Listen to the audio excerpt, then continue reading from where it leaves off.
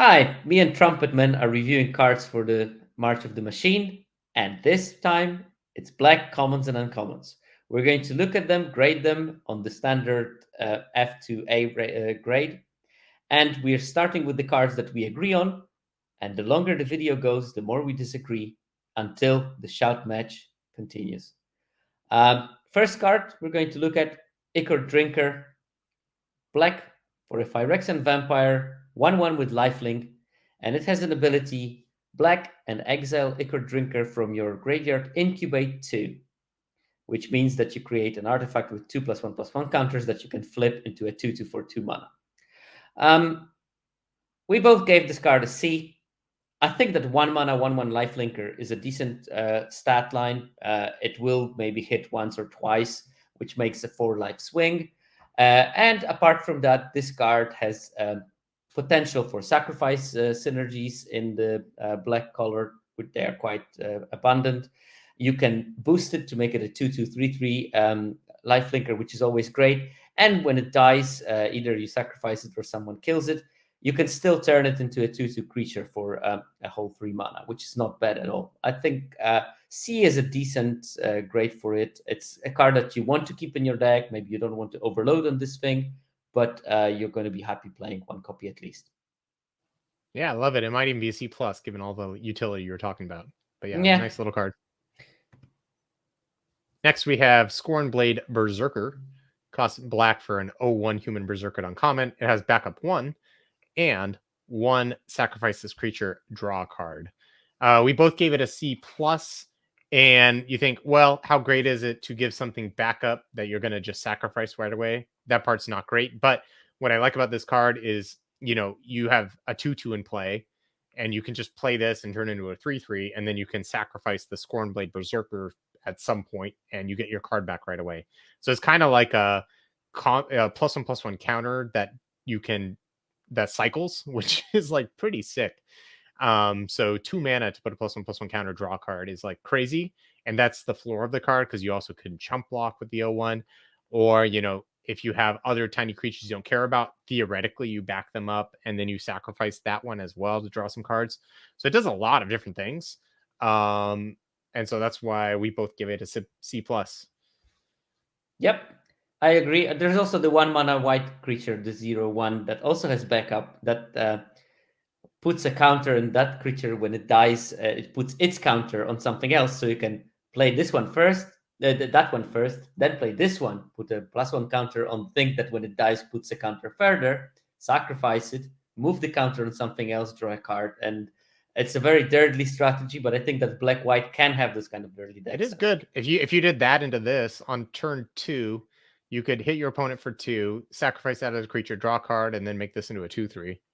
Not bad for turn 2. Not bad at all. Next card we have is Aetherblade Agent, 1 and a black for a human rogue. It's a 1/1 with Death Touch. It has 4 and Phyrexian blue to transform it at sorcery speed, and it transforms into a 3/3 Death Touch. And whenever the other side of it deals combat damage to a player or battle, draw a card. So I gave it a C, you gave it a C. I think that 1/1 Death Toucher is a good card when you have some potential to gain extra value. I wouldn't play a vanilla 1/1 Death Toucher for 2 mana. I would want to pay 1 mana for that, possibly with some minor upside even. But because it can flip into a 3/3 Death Toucher that draws a card on connection, I'm much more interested. Especially that also it counts when it deals damage to a battle. 3/3 Death Toucher that draws a card will create tension for the opponent, where they will either have to chump it, they will trade something quite decent against it, because 3/3 is relatively big, or they will give you cards. And also this opens possibilities of you playing tricks that make a nightmare of a life for the opponent, because they have this kind of weird tension that whatever they do, they let it in, you draw a card. They don't let it in, they lose a creature because you have some kind of indestructible trick. I find this quite an interesting tension of the card. Yeah, that's definitely interesting. And so I think the reason we both gave this a C here, not to belabor it too much, is that oftentimes you have to pay a bunch of mana up front. So then like you're not having a bunch of mana to do things beyond that. So if your opponent does have like a 3/2 just sitting there, this card's not that impressive. And so, there's some board states where they have like a bunch of 2 power creatures and this card's insanely good. But there's a lot of board states where it's like you don't even want to spend the time flipping it. And I guess then you don't. So then it's fine. Next up, we have Blight Reaper Thallid. This is one of black for a 2/2 fungus at uncommon. You can pay 3 and a friction green to transform it at sorcery speed. On the backside, you get Blight Sword Thallid, a 3/3 friction fungus, and it says whenever this creature transforms into the Blight Sword Thallid or dies, create a 1/1 green Phyrexian Sapperling creature token. Ooh, now talking about cards we want to be flipping, right?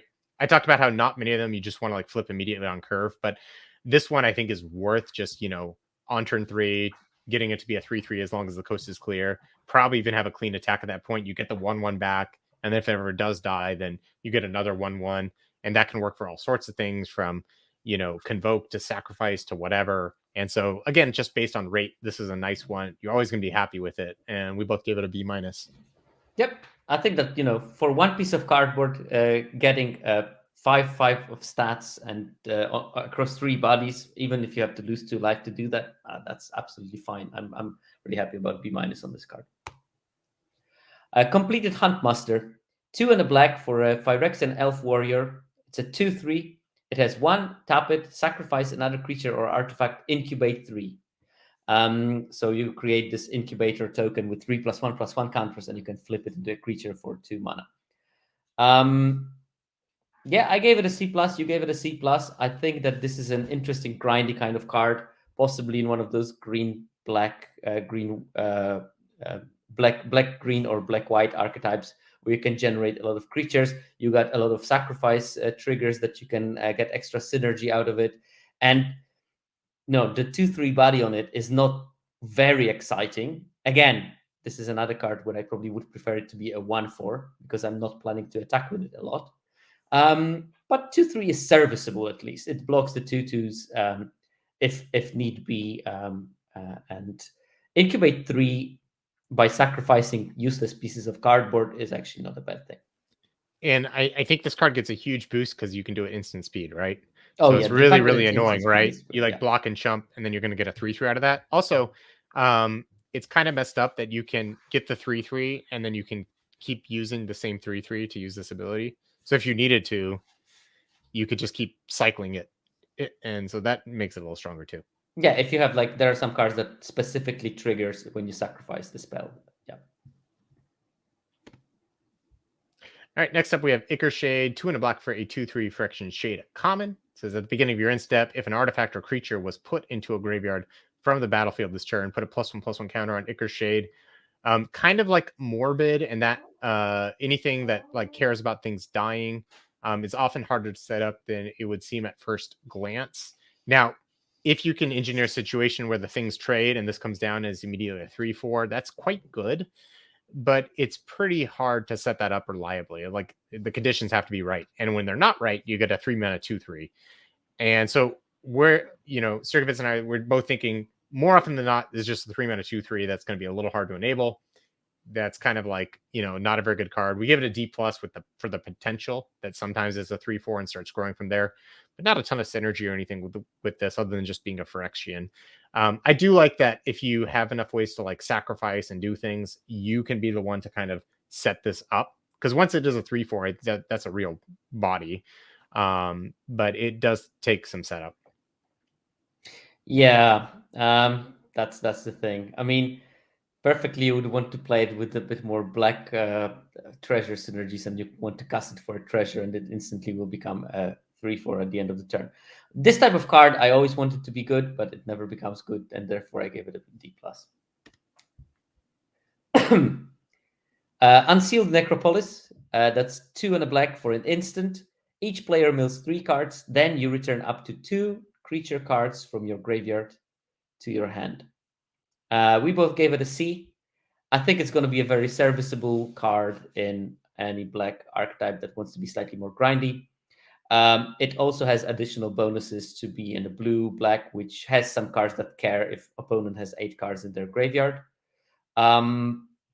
C is actually a decent playable according to our grading. So yeah, that's how I see the card.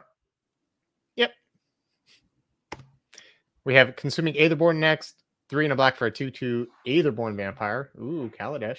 And it's a common. It has backup 1. Now, what do you get? You get lifelink. So this could be a 4 mana 3/3 lifelink, or you can put the lifelink encounter somewhere else temporarily.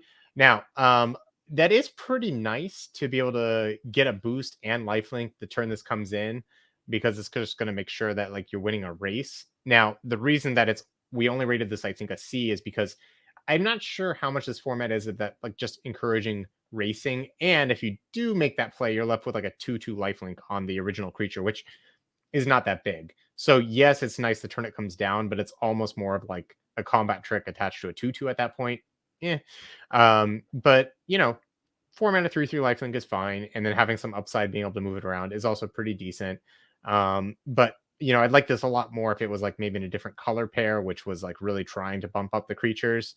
I'm not sure exactly how it's playing with what's going on in black as much. So I'm not super into it, but it's definitely a fine Magic card. Yeah, I agree with that. Yeah. We have Deadly Derision. Deadly Derision. You 2 got it. black. For an instant, destroy target creature or planeswalker, create a treasure token. I gave it a B-. It's a good card. Play it. Nice. Okay. Oh man, so many more words. Dazumi Freewheeler, 3 and a black for a 3/3 Rat Samurai at uncommon. It has Menace, and when it enters the battlefield, each player mills 3 cards. So maybe fueling some of the opponent 8 or more cards in their graveyard. You can also pay 5 and a Phyrexian white to transform it, only at sorcery speed, of course. On the backside, you get a 4/5 Menace Phyrexian Rat, and it says whenever this creature transforms into this, put target permanent card with mana value 2 or less from a graveyard onto the battlefield under your control. So a 4 mana 3/3 Menace, meh. But the milling 3 sets up the backside, which is kind of nice. Also, any permanent. So if you flip it and you milled someone's land and you need more lands after 5 of them, I guess you could do that. 4/5 Menace is really, really quite big. So curving this 4 mana into 5 mana and maybe getting like a 2-drop creature does allow you to make sure you're not like doing nothing on 5 mana to impact the board. So actually, like that part's pretty nice about all this. So a lot of value going on. The front half of the card is a little bit overcosted. It's a lot of mana to flip to a 4/5 Menace, but it's kind of worth it. And so we both give it a C+. Good card, but like nothing to write home about. Yeah, it's like instead of 5 mana, you can think about it as 3 mana because you get 2 mana of something, some cardboard. Oh, I was in the chat again, and because of that, Everyone's going to start. They're going to be like, we need some arguments, but not quite yet. Not quite yet. We're moving towards the cards where we actually disagree, but first ones we do agree on. Now we have Faith Conversion, 4 and a black for an aura, enchant creature. Enchanted creature gets -4/-4. When enchanted creature dies, surveil 2. So it's sort of like most of the time will be 5 mana, kill a creature, surveil 2. Which is okay. This is the expensive removal at common level that we normally get. You are not thrilled. It's not the premium one. That was the derision. This one is weaker, but sometimes you will have to play it. Sometimes it will also make a big creature so much weaker that it will be as good as dead. However, when the creature that you target with it dies, you do have a potential to surveil 2. C, I gave it. It's probably okay to play. You're not going to be crying that you have it in your deck, but you're not going to be cheering either. Yep, and I agreed. And the only thing I'll add is that I think at that stage in the game, usually Surveil 2 is almost worth a card because you get rid of the land you don't need or do something else with it. So, God, so many sieges for me. It's not fair. I'm winning. I'm celebrating because Neil gets the cards that have so much text and I get the short ones. That's all right. At least I'm not doing the whole set review by myself like last time. My throat is, my voice is still here. It's wonderful. Invasion of Olgrotha is next. 4 and a black for a 5 defense siege at uncommon. And when Invasion of Olgratha enters the battlefield, it deals 3 damage to any other target, and you gain 3 life. If you remove all 5 counters, you get Grandmother Ravi Sanger, a legendary human wizard on the back. She has flying, she's a 3/3, and whenever a creature an opponent controls dies, put a +1/+1 counter on Grandmother Ravi Sanger, and you gain 1 life. Now, I've talked about, again and again, how I think if the siege helps, or if the battle helps you be able to flip it, then it kind of gets into the B range. That's kind of our thinking and heuristic behind it. This certainly does. You can now 3 damage is not going to kill anything, but you also gain the 3 life. It can go face, right? Which is kind of nice. Sometimes you're going to play this as the siege and be like, I target you and attack you with all my creatures. That could be a play that might be winning. And if you do flip it to the backside is really nice, right? 3/3 flyer is like a real card. And if anything dies, it starts to grow. So the front side's nice, the backside is nice, and it helps you get to the backside. Now, nothing about it is busted, so we're not going out crazy at our way, but B- for all of that. Yeah, I think that paying 1 extra mana for normally this effect costs 4 mana, the drain free to any target. Paying 1 extra mana for the potential of flipping it to Grandmother Ravi Sanger is pretty good. I love the flavor text as well. I do enjoy a good apocalypse. Nice grandma. Okay, now I have a texty one. No, not really. Merciless Repurposing. 4 black for an instant.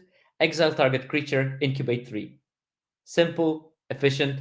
It is 6 mana to deal with any kind of creature that the opponent can chuck at you, but you get almost a 3/3 out of the deal, which I think is good. Keep in mind, some decks probably are too fast to play a 6 mana card. I don't think that any of the black decks in this format are in that category. So B- from both of us. Okay, next card. Phyrexian Gargantua is next. Ooh, a nice kind of short one here. 4 black for a 4/4 Phyrexian Horror. It's a reprint. It's uncommon. When it enters the battlefield, you draw 2 cards. You lose 2 life. That's Yeah. nice. Double Rager. Also, it's nice to be a C+, and that's exactly what we graded it. Good card. Put in your deck. You'll be happy. Exactly. Same caveat. 6 mana. Okay.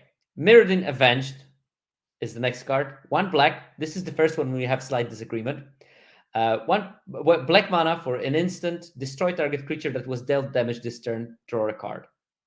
You gave it a C-. I gave it a C. This is a functional reprint of the card from Kamigawa Neon Dynasty. You Are Already Dead, I think was the name of the card. It was not great in Kamigawa. I do think it's much better in this format because I think that there's going to be much more blocking in this format.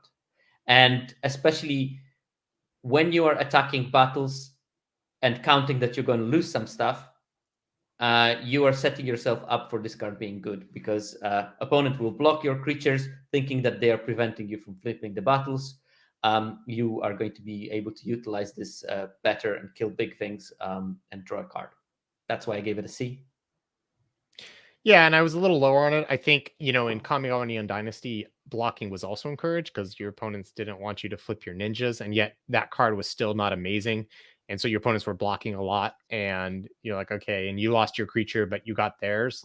And I think the creatures were a little smaller in that format, and it was really value based on the sagas. So for that reason, that this type of card was worse in that set. I think this set does have bigger creatures, so it has that going for it. You're going to get more of a bonus if you throw a creature away and then use this to kill that creature. Like you take down their 5/5, you've lost your 2/2. You're pretty happy about that. But I think that being said, like it still takes a lot of setup, and you can't just like cycle this card. You do need to make sure something was dealt damage first. You play it, etc. It can slot in nicely, but I'm never thrilled to have this card in my deck. But if it does make the cut as like my 23rd playable C-, I think it's fine. Yep.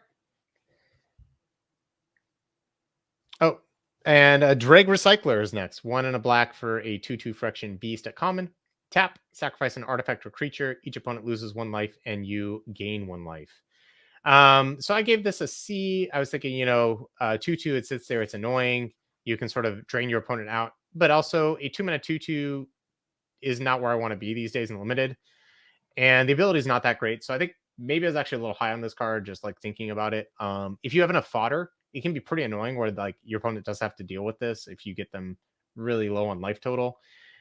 but it's not particularly good at being aggressive, so I don't think that part's great either. However, there are a few ways to kind of continuously drain your opponent. Like it's kind of a theme in black. Multiple cards do it. If you do have enough of those, it's a critical mass, and then they're all much better. So kind of look for that style of deck where it doesn't matter what your opponent's doing because eventually you'll end up draining them out. And maybe it's the type of deck where you don't care about attacking battles because you just want to get your opponent dead at that point.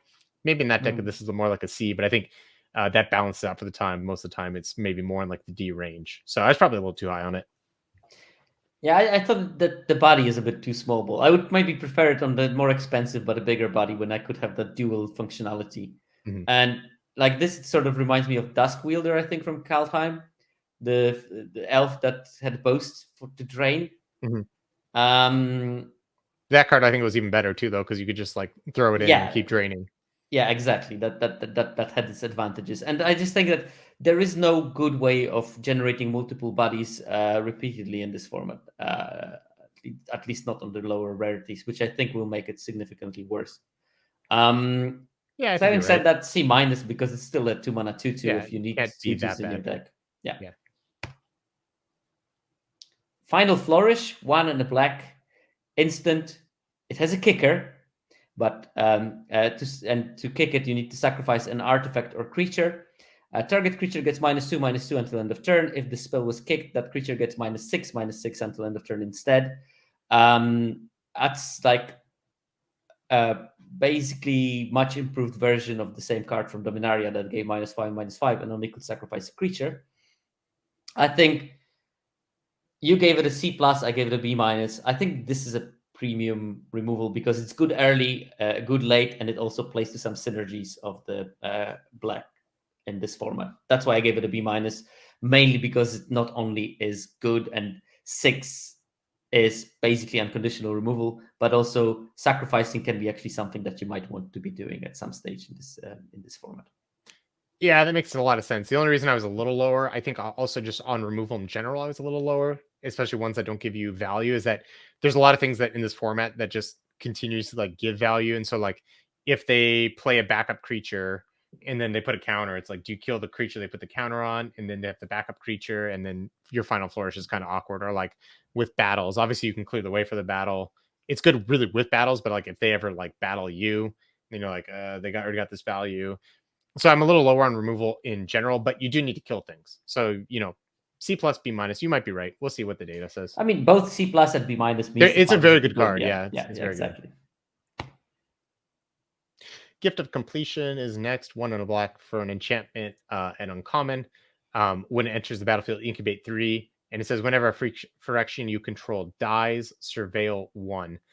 Kind of nice with the incubate 3 is rather large, but you do have to probably paying the mana to flip it unless you have some other way to do it. So 4 mana for a 3/3 over time is not an amazing rate. The surveil text is nice. That will get you some value over time, but I think it's just like kind of clunky, and the value you get is like not incredible. It kind of reminds me of, there was that one again from Dominator United, the 2/2 that like whenever something died, you got to, I think, surveil 1 or scry 1, whatever. And that card was only okay. And this just sort of seems like a slightly bigger version, but more expensive. So for me, C minus. Like I'm not impressed. Yeah, I gave it a C. I think that I'm high on the Voltron your Phyrexian kind of strategy. And again, I was also higher on the win trick that flips incubate tokens. I think that this kind of card will play very well with it. But yeah, it's in the same ballpark. Mm-hmm. My turn. Collective Nightmare. 2 black instant convoke. Already these 3 lines, instant and convoke, and 3 mana. That's great for me. Target creature gets -3/-3 until end of turn. You gave it a B minus. I gave it a straight B. I think it's a great card because you can play it for free very often in combat when you're on the defense, which I think black is not particularly aggressive in this format. It may be more mid-rangey when it will take over the game later. And that's why I like this kind of card. You want to play small things to block, but you also have the ability of activating it for 1 mana or 2 mana and changing the whole dynamics. It's a great card in my book, and I think also in yours. Yeah, I think it's amazing. I just think, it's not going to kill everything, but -3/-3 is going to kill a lot of things. And the fact you can instep it, untap, and like play a battle and probably flip the battle means you're going to do some crazy things with this. So really good card. Again, we're splitting hairs. Um, Etched Familiar next. 2 and a black for a 3/2 artifact creature. It's a Frection Fox. It's a common. And when it dies, each opponent loses 2 life and you gain 2 life. So I'd kind of mentioned like there's this drain theme. We're going to see another common later that also has the drain 2 clause. So I was just saying, if you get enough of these put together, like your opponent can't just keep taking 2 damage over and over and over again. And the familiar kind of fits in that category, and you don't even care that it's a 3/2 because you're going to get that drain. Now, this is no vampire spawn, but it's kind of like the aggro version of it. And we have seen a lot of 3/3s, so I think a 3/2 does get a little bit better. Also, a lot of the 2/2s are kind of like whatever creatures. So the worse the 2/2s are and the better the 3/3s are, the better 3/2s are in that set. So I'm thinking, okay, yeah, this kind of is decent. That being said, it doesn't super synergize with a bunch of things because you don't really want to sacrifice this, but it is an artifact, which can sometimes be good. I said it's a C, and you thought, okay, it's a little better, maybe C plus even. yeah, I think that it is aggressively statted, but I see it more like a 3 power blocker Blocker. that will stabilize you quite well and trade with something. So Yeah, yeah, that's where I went with the C plus. I again, sure. these differences are so minor in terms of how the set plays out, and they might be resulting from how the colors play in generally, or how people play them in general. Yeah, you might be right. Next is Flitting Gorilla. 2 and a black for a Winddrake. So 2/2 flyer. When Flitting Gorilla dies, each player mills 2 cards. Then you may exile it. When you do, put target creature or battle card from your graveyard on top of your library. So this is like sort of brother of the Scab in blue that put instant and sorcery. This one puts creatures or battles on top of your library.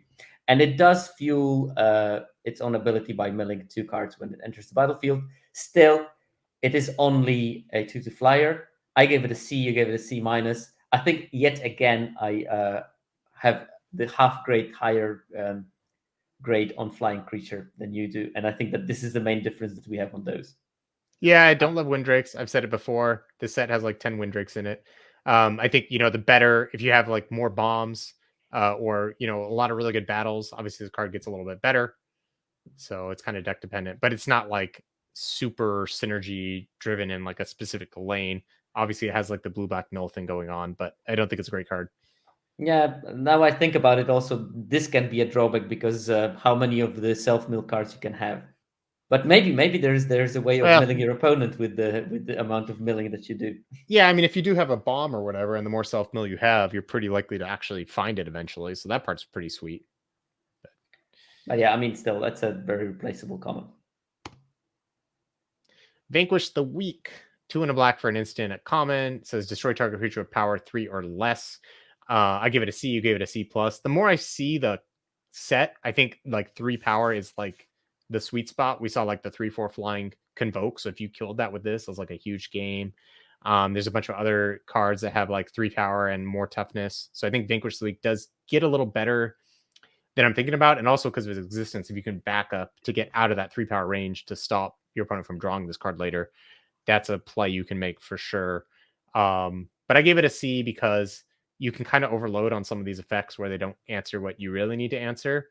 And a lot of the other black removal is better at answering like anything. But it's again a good card. You're happy to have these in your deck. Yeah, just to put it in context, 115 of the creatures out of 166 have power 3 or less, which is quite a lot. I mean, That's a lot, yeah.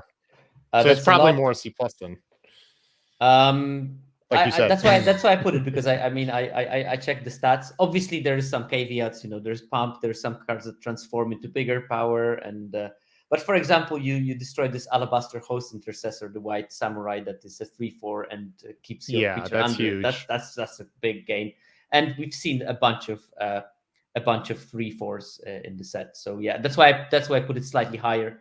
I But like that. Yeah, it's gonna be pretty close in anyway. I never remember this card being that good beforehand, but maybe now it's time. 10-year-old Oilcaster, 3 and a black, Phyrexian Wizard, 2/4, dice to previous card. importantly, unless it has menace and it gets +3/+0 as long as an opponent has 8 or more cards in their graveyard. Whenever it attacks or blocks, each player mills a card. You gave it a C minus, I gave it a C. I think there is some upside if you have a dedicated deck, and I think you're going to put it in the dedicated deck. That's why I gave it a plus. Menace is also decent. 5 power Menace is pretty good. I think that people are going to try to put it in decks that are going to be more likely than not to get to 8 cards in the graveyard of the opponent, because there's plenty of tools that will allow you to do so. That's why I gave it a C. Yeah, and I was a little lower because it kind of reminds me of the creature from 1, the 2/4 menace. And it's like, what do you do when you have the right deck? That one had, toxic. This one eventually gets bigger, but both of them, it's kind of like they need the scenarios to go right. And in the meantime, it's a 2/4, so it's like understated when it does come down. And yes, this fuels itself, but the milling itself is kind of slow. So maybe in blue black it will have a home. I don't know if it'll quite get there, but I give it C minus potentially, because otherwise it looks even worse than that to me. But I'm trusting Mr. Humphreys, our set designer, on this one, that it's playable. Yeah, I mean, they design cards that are unplayable on purpose as well. So, I mean, who knows? Because there has to be some unplayables. I mean, at least less playable cards. I Mhm. think that the difference between the 2/4 with Menace from the previous set was that it was always the 2 power and it was not so great on blocks. And this one, when Yeah. it gets big, it's also a really, really good blocker. It more Yeah. Yeah. reminds me more of the Artifact Synergy guy, the 2/4 with Vigilance from the same set. And that was not a great card, but again. Oh yeah, that card sucked too. But that was a D Yeah, plus. yeah, exactly. I mean, we'll see. Probably it's going to be closer to C minus actually when I think about it, because the fact that it has to jump through hoops to get a decent stat line is always But it has bad. cool So art, so half a it grade does, right there. but lots of things have cool art now. I think we live in a very good time for Magic art. They move it out from this computer generated pictures and they put a bit more individual style drawings, and that's great. All right. Next we have Etched Host Doombringer. 4 and a black for a 3/5 Phyrexian Demon common, 3 power, so dies to vanquish the weak. But it enters the battlefield, choose 1. Target opponent loses 2 life and you gain 2 life, or choose target battle. If an opponent protects it, remove 3 defense counters from it. Otherwise, put 3 defense counters on it. Again, this kind of fits in that theme of drain, drain, drain. The 3/5 body is a little more defensively oriented. So if we're thinking of the draining as more defensively oriented and that's what you want to do, then this does work. It is kind of cool also, if you don't have a way to get through to kill a battle, this helps, although it alone usually is not going to be enough. So if you got a couple damage in, then your opponent makes it so you can't attack the battle, and then this comes down. That is pretty cool. I don't see it protecting a battle all that often, although again, if your opponent got some damage in on your battle and then you are able to put some counters back on the one that you're protecting, and then the 3/5 keeps it safe. This card does a lot of little things pretty nicely, and 5 and a 3/5 is surprisingly good stats a lot of times because it's hard to attack through it. So all in all, it does a bunch of small things pretty well, and it's kind of a brick wall.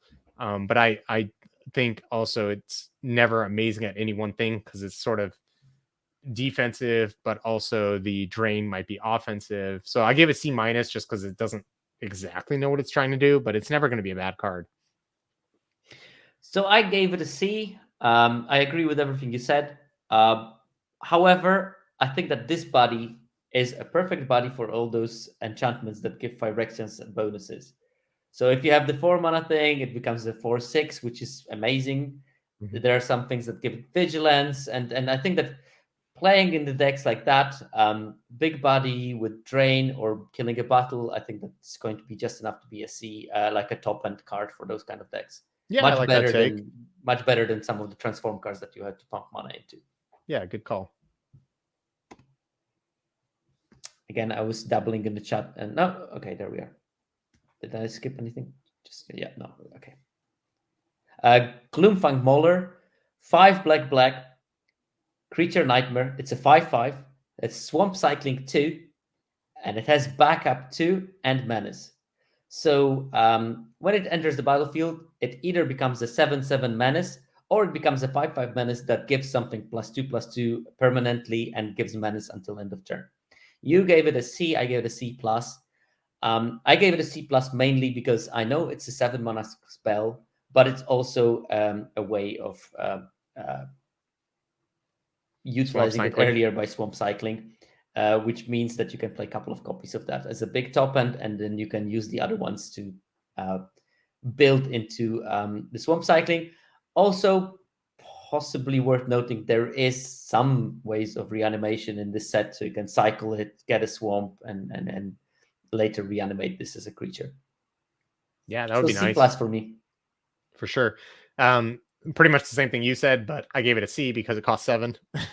So if I don't always want to use the swamp cycling, then it's like when you have 4 lands and you're like, do I want another swamp or do I want to really try to hold off? It just has some tension because it's you're going to get the halfway point a lot where you're like, I don't really know if I want to land here or wait to try to get to my 7 drop. There's no really way to get it cheaper. Like a lot of the expensive cards in this format have like Convoke, or you're able to do something with it that's a little bit easier. Now, the card itself is a giant beating, but I just think you're not going to cast it all that often. So C for me. Possibly. All right, Corrupted Conviction is next. Single black mana for an instant. Common as an additional cost to sack the spell, sack a creature, draw 2 cards. Now, notably, you can't sack an artifact. But if you have a lot of like small ball creatures, you're happy to sacrifice. This can be a nice little piece of the puzzle for your whole deck. But I just don't think you really want to sacrifice your board that much for such little gain. Like I want to get a lot if I'm going to be sacrificing a creature, and that's why I gave it D plus. I don't think this is going to be a great one. I gave it a C. I don't know why. Well, I do like my village rights. This is basically a functional reprint of village rights. It's the same card, yeah. Yeah. Why did they have to change the name? People get used to things. I don't know. You say small upside. Draw 2 cards, the best ability in Magic's history, I think, except for draw 3 cards, maybe. I think that there's just enough of those cards that have something, that do something when you sacrifice, and I think that Black has enough of those meaningless buddies in the late game that you can do that. C is maybe a stretch. Maybe it's a C minus. Yeah, we'll see. I mean, I admit that both white, black, and black, red are happy to sacrifice things here and there. I just don't know if this is the piece that you want. Yeah, but it might be. You might be right. We'll see. I think that it might also be the victim of our system, where people are going to play it in decks that they have no business of playing them, and that's that definitely will true. lower the win rate, and you're going to end yes, up I'm being already right. correct, even if I'm not. I'm technically correct, even if not the other way. Technically correct, best correct. I think this one's you. Oh, this was me. Bladed Battle Fan. 1 and a black for an artifact equipment. It has flash. When Bladed Battle Fan enters the battlefield, attach it to target creature you control. That creature gains indestructible until end of turn. Equipped creature gets +1/+0, and it has equip of 1. You gave it a C plus. I gave it a C minus. I think it's a solid trick.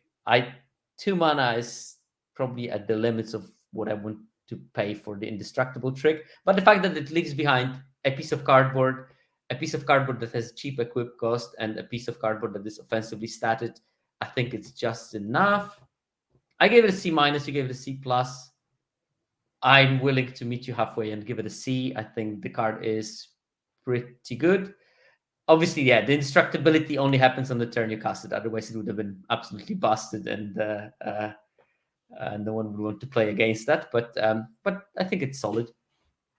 Yeah, I'm going to stick with my C plus only because I think it's not that hard to find a way to get a card's worth of value when it comes into play. Because if it only gave the indestructible, or you're only kind of getting like the +1/+0 effect, neither of those is really enough. But the combination means you're going to win the combat a lot of times. And then the fact that you get the equip 1 that is so cheap, like if this was an equip 2 equipment, I don't really care about it. It just doesn't matter enough. But it's easy enough to like move it around to be annoying that it's going to be fantastic. There's a lot of vigilance creatures as well, although obviously not really in black.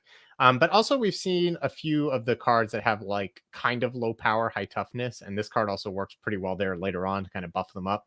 So I think it's going to work in different spots, and your opponent's just going to be like, they have the stupid battle fan, and it's going to get them sometimes. And if it really does suck, it's an artifact that you can sacrifice to a lot of those strategies as well. So all that C+ for me. What would Pretty you play hyped. rather, this or the new Feat of Resistance? I mean, I definitely the Feat of Resistance. I think it's a overall better card because you don't get to move it around, but it's locked in place and you get it. But I think this, in a way, kind of gives that extra cardboard as well because you're getting the equipment itself. So they're very similar cards, but also play in very different space. Yeah, no, that fair. I mean, But I think also that, yeah, gave Vanquish the Week a C, and this is C+, so that's a little insane. Vanquish the Week is definitely better. we evaluate cards. You don't expect consistency on everything. If you have to grade 300 cards in a matter of a couple of days, you can't triple check it if you exactly lined up all the cards in the same order. That's something that we have to live with, unfortunately.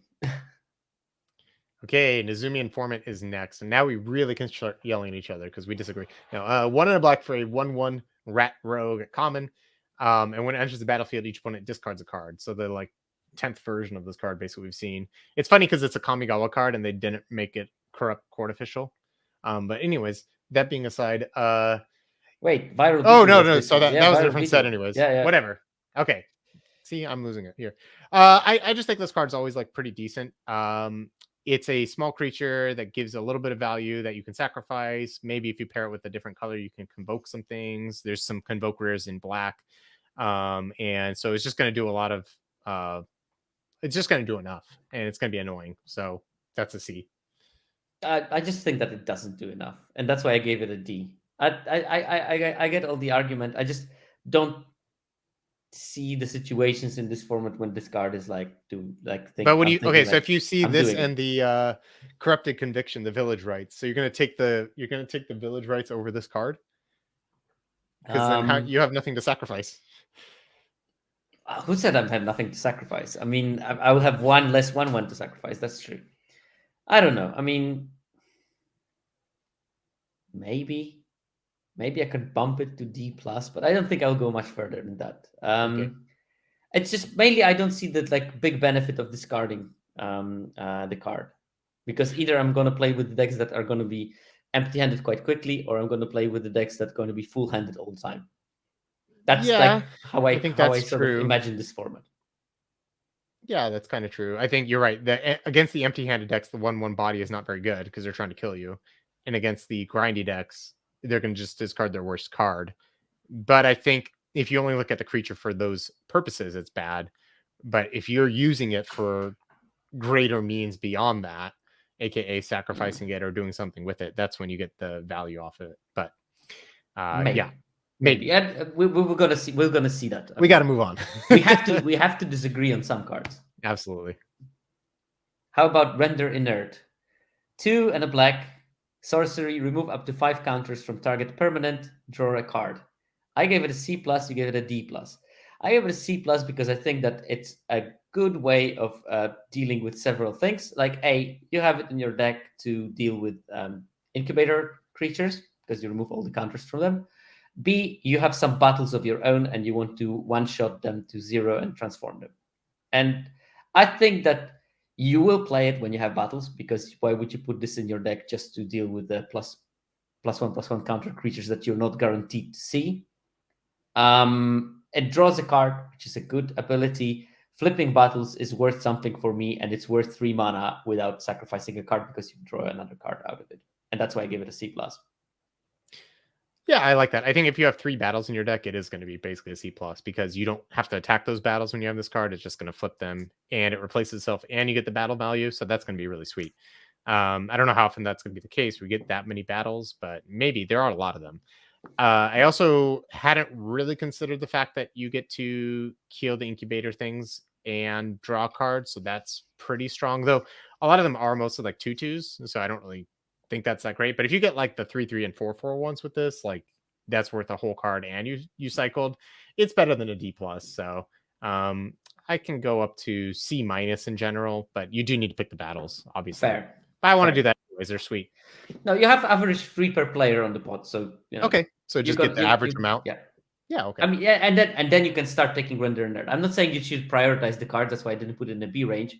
But I say if you have battles already, that should go, I think, late enough that you might be able to pick it, and that's a good thing to have as an option. Speaking of battles, here we got one. It's Invasion of Eldraine, 3 and a black for a 4 defense battle at uncommon. When it enters the battlefield, target opponent discards 2 cards. On the backside, you get the Prickle Fairies, which is a 2/2 fairy with flying, and at the beginning of each opponent's upkeep, if they have 2 or fewer cards in hand, Prickle Fairies deals 2 damage to them. So Mind Drop, but for 1 more mana, not great. And also doesn't help you flip it at all. But it does turn into a 2/2 flyer eventually. And I think this is like a lot worse version than some of the battles where like it is just card advantage and eventually does something. But I do think it is annoying, and the backside is going to deal some extra damage because your opponent probably will have very few cards in hand by the time it flips. But again, it doesn't. It's very hard to flip this card because the front side has nothing to do with that at all. So I'm probably a little high on it, even at C. But we've given really good grades to battles so far, and this is about as low as I think we've been on them so far. You were thinking D, and yeah, I could see it being that bad. Like this is pretty bad. I mean, you're the Windrake hater, not me. Well, That's this is the Windrake that comes with. Look, I don't hate my opponent discarding some cards, but yeah, I think Windrake. that's just like slightly too expensive on the front side for Yeah. me. I think it's going to be solid and sealed. Oh, it'll be an actually good card and sealed. Yeah. I think that the problem with the Prickle Fairies is that if the 2 damage becomes annoying, opponent has ways of doing that. I mean, just by keeping the cards Mm-hmm. for some time and slowing down your clock by a lot. If that becomes a big problem, I think that the fact that this is not something that will happen every turn necessarily is again a problem.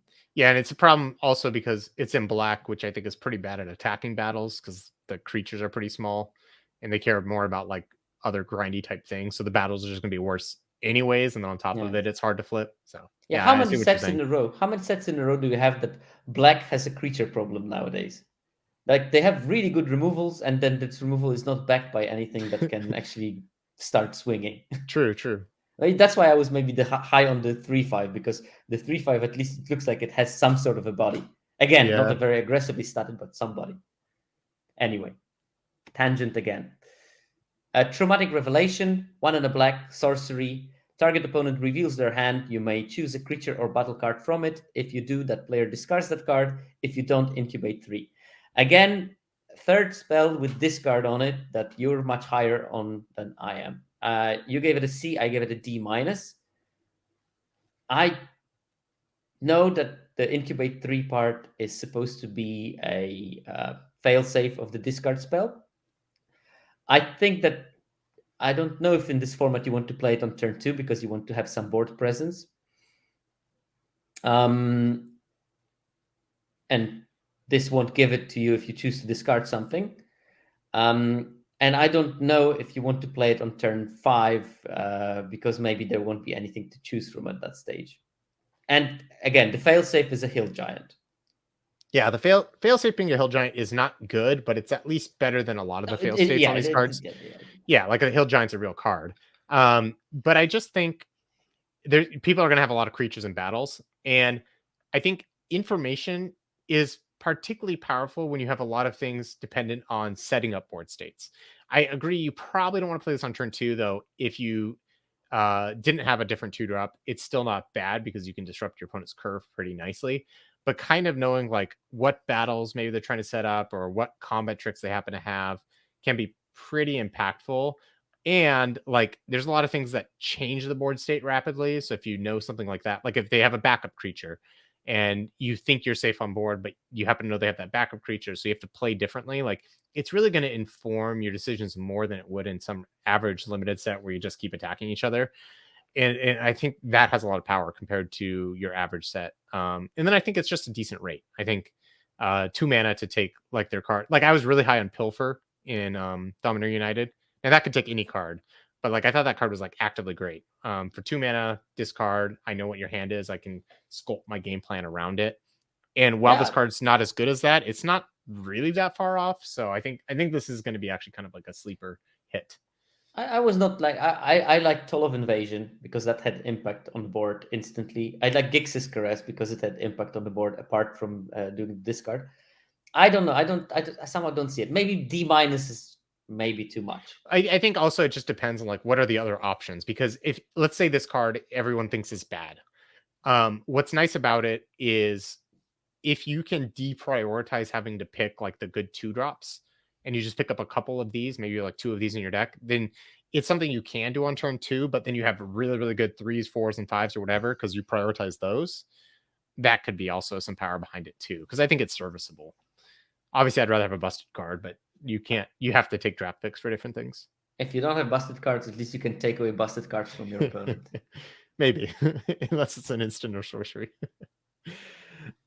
All right. Glistening Deluge is next. 1 black for sorcery and uncommon. It says all creatures get -1/-1 until end turn. Creatures that are green and or white get an additional -2/-2 until end of turn. So I was sort of saying it's sort of like a sideboard grade here. That's why I put the star, because I was chickening out a little bit. But I do think this card is main deckable as long as you don't have a bunch of things that die to it, because there are some small ball things. But if your opponent's playing white or green, giving their creatures -3/-3, as long as you're playing blue-black or blue-red, can be quite nice, because it can kind of be a one-sided sweeper. -3/-3 is just a lot. So I wouldn't hate playing this main deck as long as I wasn't playing white or green in my black deck. And I think I'm probably going to be wrong on the B, because if we're thinking about, over the course of the game, people are going to play it where they shouldn't. So there's no way it's ever going to be at the B level. But I think it can perform at that level. It's kind of why I wrote it here. And you were thinking, it's going to perform at the D level overall. Well, I mean, I didn't know what to give this because it's a sideboard card. We didn't agree if we were giving sideboard grades or not, so I just I decided. didn't. I cheated one time, I think. Yeah, no, just that once. I know. And I don't hold it against you because this is a very hard card to evaluate.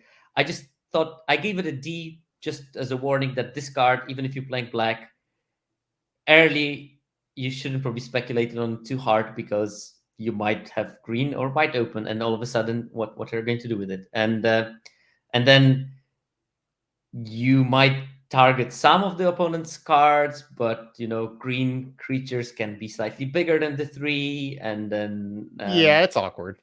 I'll give you that. It has issues. So yeah, I gave it a D. I probably will avoid it in best of 1, but I will be very, very interested in best of 3. Yeah, I think I'm probably too high on it.